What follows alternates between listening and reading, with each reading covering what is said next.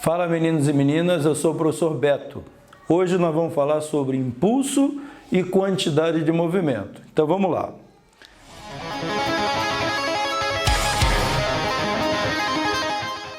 Eu vou começar falando de impulso e quantidade de movimento através do teorema do impulso. Eu acho que fica mais fácil de visualizar isso aí.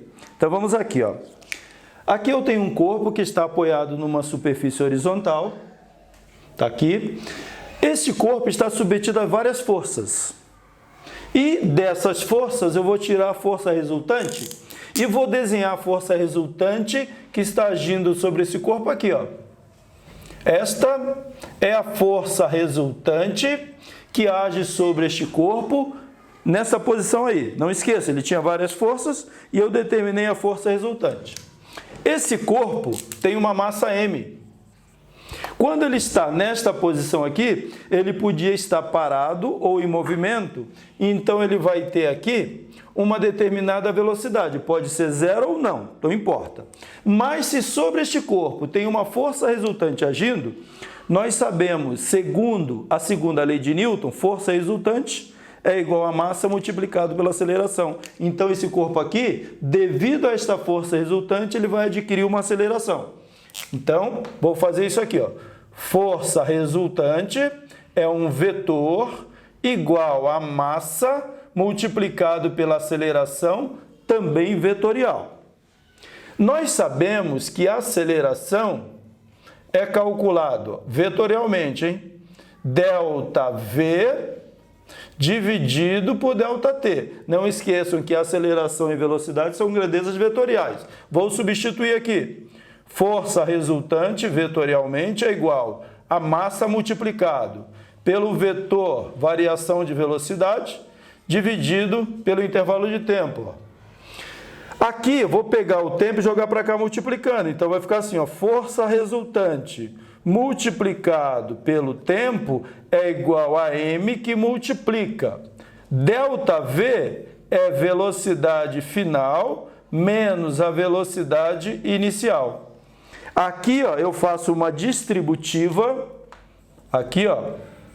Então vai ficar assim: força resultante multiplicado pelo tempo é igual a mv menos mv0, que é a velocidade inicial. Isto daqui, ó, é que nós chamamos de teorema do impulso. Esta quantidade aqui, ó, esta quantidade aqui, nós chamamos de impulso. Esta quantidade aqui e esta quantidade aqui, nós chamamos de quantidade de movimento. Então, desse teorema do impulso, nós vamos trabalhar com dois conceitos, que é o impulso e quantidade de movimento. Então, você imagina assim, ó, você vai chutar uma bola. Você pega a bola e vai chutar. Nesse chute, o que vai acontecer? O pé encontra com a bola, o pé penetra na bola. Quando a penetração do pé na bola é máxima, a bola começa a expulsar o pé. Aí chega um ponto que a bola se afasta do pé. Então, enquanto o pé está em contato com a bola, nós chamamos de impulso. A partir daí, o corpo adquire movimento, a bola adquire movimento, que nós chamamos de quantidade de movimento ou momento linear. Então, aqui nós temos, ó, o primeiro conceito, que é impulso. Aí, ó, impulso. Nós vamos representar impulso pela letra I. Ó, impulso vai ser representado pela letra I. Impulso é um vetor. Então, nós temos aqui que impulso é o produto da força aplicada pelo intervalo de tempo que esta força está em contato com o corpo. Então, força multiplicada pelo tempo, nós chamamos de impulso. Aqui, ó, impulso. No Sistema Internacional de Unidades, ó, Sistema Internacional de Unidades. Qual seria a unidade de impulso? Então, nós temos aqui, ó, a unidade de impulso é igual à unidade de força, que é Newton, multiplicado pela unidade de tempo, que é segundo. Então, impulso é dado em Newton por segundo. Eu vou tirar esse vetor aqui, porque unidade de medida é quando você trabalha com módulo. Então, unidade de impulso é Newton vezes segundo. Vejam que esta força, ela pode ser constante, se for uma força constante, mas ela pode variar também. Então, nós podemos aqui, ó, trabalhar com um gráfico. Olha, aqui nós temos, ó, um gráfico, impulso ou força em função do tempo, ó. Esta força aplicada sobre o corpo, ela pode ser constante ou não. Vou imaginar aqui que a força está variando, ó. Uma força qualquer está variando. Então, força, ela está variando, ó. Vai ter aqui uma força final, força inicial e força final. Agiu sobre o corpo durante um tempo que eu vou chamar de T. Quando você tiver um gráfico, força em função do tempo, esta área aqui, ó, vou mudar aqui, ó, esta área aqui, quando você calcula esta área, você está achando numericamente o impulso realizado sobre o corpo por meio de uma força. Então, sempre que você tiver um gráfico, força em função do tempo, a área da figura formada é impulso. Não importa se a força é constante ou varia, a área vai ser sempre impulso. Detalhe importante, quando a força está em função do deslocamento, que nós já falamos, dá trabalho mecânico, hein? Não podemos esquecer isso. Agora aqui, ó, outro conceito aqui é quantidade de movimento. Quantidade de movimento. Essa quantidade de movimento também é conhecido como momento linear. O momento linear nós vamos representar pela letra Q ou P, tanto faz. Eu prefiro Q para não confundir com força-peso. E quantidade de movimento é um vetor também. Então, é o produto entre a massa e a velocidade do corpo. Então, aqui nós temos, ó, a quantidade de movimento, sendo uma grandeza vetorial, é o produto da massa pela velocidade do corpo. Então, meninos, não podemos esquecer um detalhe importante. Impulso é uma grandeza vetorial, força é uma grandeza vetorial. Então, necessariamente, impulso e força têm a mesma direção e o mesmo sentido. Se você aplica uma força no corpo horizontal para a direita, o impulso será horizontal para a direita.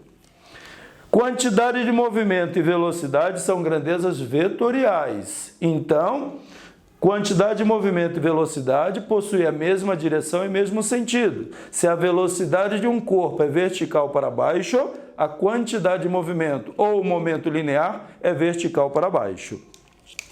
Qual é a unidade de medida no sistema internacional? Ó, Sistema Internacional de Unidades. A unidade de quantidade de movimento ou momento linear é quilograma metro por segundo. Então, está aqui a unidade de quantidade de movimento no sistema internacional. Agora, voltamos aqui, ó. Se isso daqui é impulso da força resultante, ó, impulso da força resultante. Isso é quantidade de movimento final, porque essa velocidade é final. Quantidade de movimento inicial, porque essa velocidade é inicial. Então, o impulso da força resultante é sempre igual à variação da quantidade de movimento.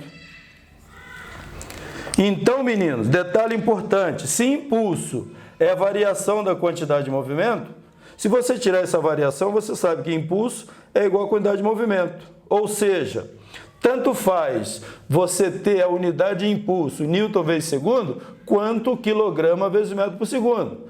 Tanto faz você ter a unidade de medida de quantidade de movimento, quilograma vezes metro por segundo ou newton vezes segundo. Então, impulso e quantidade de movimento têm a mesma unidade de medida. Detalhe importante, aqui ó, vamos analisar aqui. Baseado nesse conceito de impulso que foi criado os airbags. Você imagina assim, ó, você imagina uma situação que um carro está com uma velocidade muito grande e choca-se com uma parede.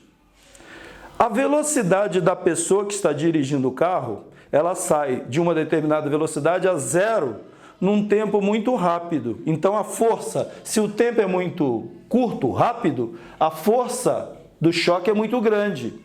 Com o airbag, o que vai acontecer? A pessoa vai se chocar com o obstáculo, só que ela vai reduzindo a velocidade dela lentamente. Ou seja, esse tempo que a pessoa leva para parar é muito maior porque tem ali um objeto elástico. Então, se o tempo é muito grande, a força vai ser pequena. Então, com o airbag, a força do impacto é bem menor.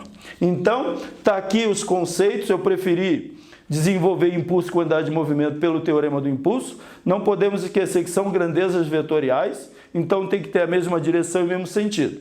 Agora, para fechar isso aqui, vamos fazer um exemplo para fixar isso que nós falamos. Então, vamos ao exemplo. Um carro deslocando-se em uma trajetória reta com velocidade escalar de 72 km por hora, choca-se contra uma parede rígida. O carro é desacelerado durante 4 segundos até parar, por meio da força resultante que a parede exerce sobre ele. Desprezando todas as forças de atrito, calcule a força que a parede exerce sobre o carro durante a batida, considerando a massa do carro igual a 500 kg. Estou considerando aqui a massa do carro mais o piloto, fazendo arredondamento aí de 500 kg. Então vamos lá. Velocidade inicial do carro, 72 km por hora. Esse carro vai chocar-se contra a parede e vai parar. A velocidade final é zero, durante 4 segundos. Então, aplicando o teorema do impulso, olha que impulso é igual a mv menos mv0, mas nós sabemos que impulso é o produto da força pelo tempo. Então aqui nós temos, ó, força resultante multiplicado pelo tempo é igual a mv menos mv0. Olha, não esqueçam que a trajetória é reta, então tanto a velocidade final quanto a velocidade inicial têm o mesmo sentido, consequentemente o mesmo sinal. Agora vamos substituir por valores. Ele quer a força que a parede exerce sobre o carro. Então, em módulo, ó, tirei o vetor porque é módulo. Estou calculando o valor. Durante o tempo de 4 segundos foi o choque com a parede. A massa do carro é 500 kg. A velocidade final durante o choque é zero, porque o carro vai parar, menos 500. E este carro estava com velocidade de 72 km por hora. Como aqui o tempo está no sistema internacional, eu vou passar para o sistema internacional aqui. De quilômetros por hora para metros por segundo, que é o sistema internacional, quilograma também está no sistema internacional, então você vai dividir isso aqui por 3,6. 72 dividido por 3,6 vai dar 20 metros por segundo. Aqui, ó, 20 metros por segundo. Então, daqui nós tiramos que força resultante vezes 4 é igual, aqui vai dar 0 menos 500 vezes 20, aí ó, 10.000. Ó, 5 vezes 2, 10, acrescenta 3 zeros aí. Então a força resultante vai ser igual 0 menos 10.000, vai dar menos 10.000, ó. 4 está multiplicando, vai para o outro lado dividindo. Então aqui está, ó, força resultante que a parede exerce sobre o carro. 10.000 negativo dividido por 4 vai dar um número negativo. Então aqui, ó, 100 dividido por 4, 25. Acrescenta 2 zeros. 25,00 newtons. Vejam que Esse sinal negativo da força indica que o carro está se deslocando no sentido e a força para frear esse carro, para parar esse carro, age em sentido contrário. Então, aqui, ó, força negativa significa que é uma força que está desacelerando o carro. Por isso o sinal negativo. Mas com que valor? 2.500 newtons. Agora vamos ao segundo exemplo. Em determinado momento, um corpo de massa 2 kg em movimento circular uniforme, não esqueça, o movimento circular uniforme é aquele movimento em que o módulo da velocidade se mantém constante durante toda a trajetória. E qual é o módulo da velocidade? 3 metros por segundo. Determine o módulo da variação do momento linear. Não esqueça, o momento linear é exatamente igual à quantidade de movimento. A variação do momento linear do corpo após o intervalo de tempo necessário para que sua velocidade vetorial seja perpendicular à velocidade vetorial inicial. Então vamos aqui, um desenho simples. Aqui você tem uma trajetória circular, qualquer. Não esqueçam que esse corpo está se movendo aqui, cujo módulo da velocidade é 3 metros por segundo. Num determinado instante, o corpo está aqui e eu vou considerar a velocidade dele aqui, ó. Velocidade aqui, 3 metros por segundo. Ele quer saber a variação do momento linear do corpo quando a velocidade final desse corpo for perpendicular à velocidade inicial, que é essa aqui, ó. Então, vou considerar, quando ele estiver aqui, ó, corpo aqui, a velocidade dele vai estar aqui, com o mesmo valor de 3 metros por segundo. Então, isso aí, ó. Duas velocidades vetoriais, cujos vetores são perpendiculares entre si. Aqui, ó, vou considerar aqui, ó, perpendicular entre si. Então, vejam, meninos, se ele quer a variação da quantidade de movimento, ele quer isso aqui, ó, variação da quantidade de movimento. É isso que ele quer. A variação da quantidade de movimento vai ser o vetor quantidade de movimento final menos o vetor quantidade de movimento inicial. Então, quando eu estou tratando de vetor, nós falamos isso aqui, ó, olha, variação da quantidade de movimento vetorialmente vai ser quantidade de movimento final menos a quantidade de movimento inicial, vetorialmente falando. Aqui é uma diferença de vetores. Essa diferença de vetores, como esses dois vetores estão formando um ângulo de 90 graus, eu vou usar o teorema de Pitágoras. Ó, eu vou fazer o outro lado, porque ali não vai dar espaço, então eu vou apagar e vou fazer do lado de cá, hein?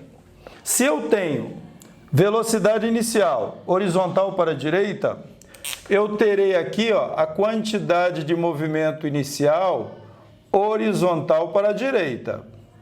Como eu tenho a velocidade final vertical para baixo, então nós temos aqui, ó, a velocidade final vertical para baixo, então a quantidade de movimento final é vertical para baixo, já que quantidade de movimento e velocidade têm a mesma direção e o mesmo sentido.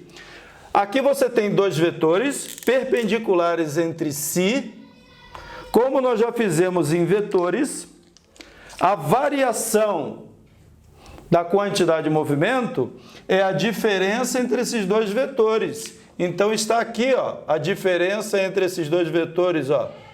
Esta é a variação da quantidade de movimento ou diferença vetorial entre quantidade de movimento inicial, quantidade de movimento final e quantidade de movimento inicial. Então estou vendo aqui que esse vetor aqui, ó, é a hipotenusa desse triângulo retângulo. Então, para calcular o módulo da variação do momento linear ou quantidade de movimento, teorema de Pitágoras.